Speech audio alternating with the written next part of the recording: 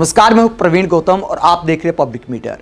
दोस्तों, पीएम मोदी पहली बार जब संसद भवन आए थे साल 2014 में, तो संसद भवन की चौखट पर दंडवत प्रणाम किया था। दावा किया था कि संसद को मंदिर की तरह मानेंगे, इसकी पूजा करेंगे। लेकिन क्या यह पूजा करना है कि राष्ट्रपति के अभिभाषण पर पहली बार किसी प्रधानमंत्री ने भाषण नहीं दिया? विपक्ष ने जो अपनी बात रखी उसका जवाब नहीं दिया। पीएम मोदी क्या डर गए? किस तरह के बहाने बनाए जा रहे हैं? क्या कयामत आ गई थी कि पीएम मोदी भाषण देने नहीं आए लोकसभा में? इसको लेकर बीजेपी सांसद और मीडिया जिस तरह की बकवास कर रहे हैं उसे सुनकर हंसी आती है। क्या क्या आरोप लगाए जा रहे विपक्षी नेताओं पर? क्या हमारे देश के प्रधानमंत्री को संसद भवन के अंदर खतरा था, जिनके बारे में बीजेपी नेता दावा करते हैं, मीडिया एंकर दावा करते हैं कि देश सुरक्षित हाथों में है? तो पीएम मोदी की सुरक्षा को आखिरकार कौन सा खतरा हो गया था? किस तरह की बचकाना बातें की जा रही? उससे पहले आपको लोकसभा का वो सीन दिखाते हैं जब नेता विपक्ष का भाषण पूरे हुए बिना, पीएम मोदी का भाषण हुए बिना धन्यवाद प्रस्ताव पारित कर दिया गया राष्ट्रपति के अभिभाषण पर। क्या सीन होता है जरा देखिए। सदन में तख्तियां लेके आओगे और बैनर लेके आओगे तो सदन में बोलने नहीं दिया जाएगा। माननीय सदस्यगण, धन्यवाद प्रस्ताव पर सदस्यों ने अनेक संशोधन प्रस्तुत किए गए हैं। अब मैं सभी संसदों को एक साथ सभा के मतदान के लिए रखता हूं। प्रश्न है कि माननीय सदस्यों द्वारा प्रस्तुत सभी संशोधनों को स्वीकृत किया जाए। जो सदस्य इसके पक्ष में आ गए, जो सदस्य विरोध में ना गए, मेरे विचार में निर्णय ना वालों के पक्ष हुआ, ना वालों के पक्ष में हुआ, सभी संशोधन अस्वीकृत हुए।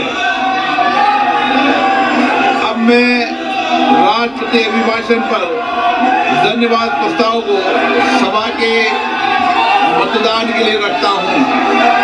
प्रश्न ये कि राष्ट्रपति की सेवा में निम्नलिखित शब्दों में एक समावेदन प्रस्तुत किया जाए कि सत्र में सम्मिलित लोकसभा के सदस्य राष्ट्रपति के उस अभिभाषण को जो उन्होंने 28 जनवरी 2026 को एक साथ सम्मिलित संसद की दोनों सभाओं के समक्ष देने की कृपा की है, उनके प्रति हम अत्यंत आभारी हैं।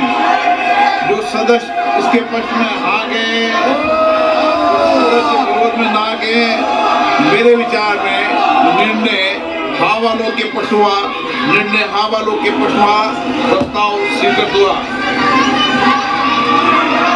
मैं माननीय सदस्यों से आग्रह करता हूं कि वह सभागृह की मर्यादा को बनाए रखे, बैनर, तख्तियां, नारेबाजी न करे। आप सदन को चलने दें।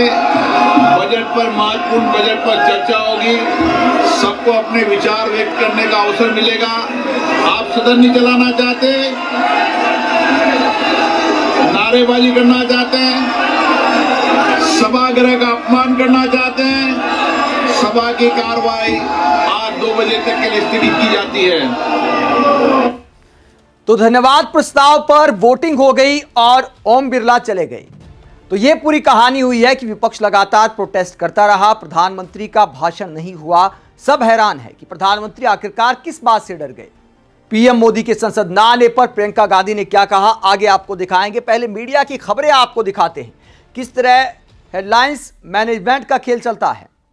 यह आप देखिए, तमाम मीडिया हाउस ने क्या खबर छापी है। पीएम मोदी पर लोकसभा के अंदर हमले की थी साजिश, सूत्रों का दावा, भाजपा ने भी लगाए थे ऐसे ही आरोप। अगली खबर आप देखिए, अमर उजाला की खबर है, ये आप टीवी 9 की खबर देखिए। संसद में पीएम मोदी पर थी हमले की साजिश, कांग्रेस ने महिला सांसदों को बनाया ढाल, लोकसभा सचिवालय। तो सूत्रों के हवाले से, लोकसभा सचिवालय के हवाले से आरोप लगाया जा रहा है कि पीएम मोदी पर हमले की साजिश थी। बताइए, संसद में पीएम मोदी पर किस तरह का हमला हो सकता है? क्या संसद के अंदर सांसद बैठे हैं या फिर दहशतगर्द बैठे हैं?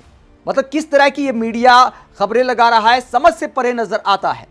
क्या ही कर लेते विपक्षी सांसद? ज्यादा से ज्यादा राहुल गांधी आकर झप्पी दे देते।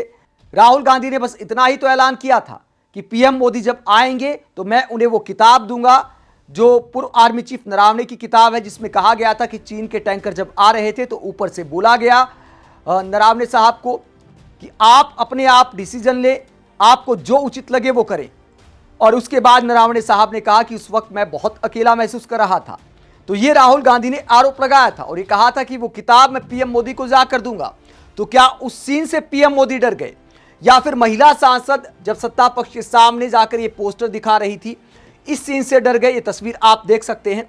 ये पोस्टर क्यों दिखाया गया? क्योंकि निशिकांत दुबे ने, बीजेपी सांसद निशिकांत दुबे ने संसद में पूर्व प्रधानमंत्री, पहले प्रधानमंत्री पंडित नेहरू और देश की एकमात्र महिला प्रधानमंत्री इंदिरा गांधी पर घटिया बयानबाजी की थी, उनके कैरेक्टर पर सवाल उठाया था, उनके व्यक्तिगत संबंधों को लेकर कई तरह की कहानियां संसद में परोसी थी।